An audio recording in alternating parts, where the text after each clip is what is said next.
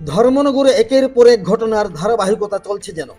শিশু অমৃত সিনহা হত্যাকাণ্ড, delivery boy Prosenjit সরকারের মর্মান্তিক মৃত্যু, এবার উঠে আসলো এক নাবালিকা ধর্ষণের ঘটনা। জানা গেছে, পরীক্ষা শেষে বাড়ি ফেরার পথে এক নাবালিকাকে ধর্ষণের অভিযোগে উত্তাল গোটা ধর্মনগর।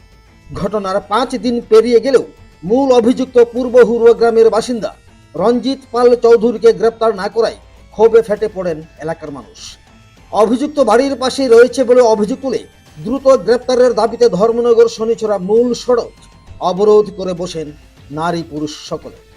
ঘটনাস্থলে মোতায়েন করা হয় বিশাল পুলিশ বাহিনী। অবরোধ চলে ধর্মনগর পূর্ব হুরুয়া শিবনগর 2 নম্বর ওয়ার্ড এলাকায়।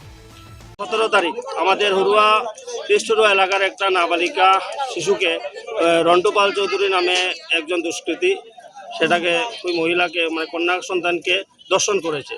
তো দর্শন করার পর সেটা হসপিটালে ভর্তি অবস্থায় আছে। তো আজ অবধি আসামিকে অ্যারেস্ট করা হয়নি।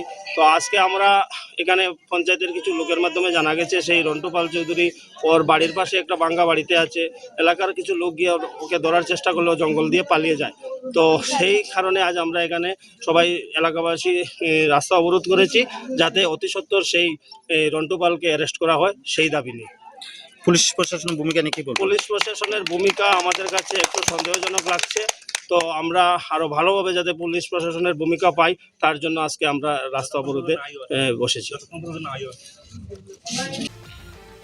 কদমতলা থেকে ভানুচন্দ্রের রিপোর্ট, পাইওনিয়ার।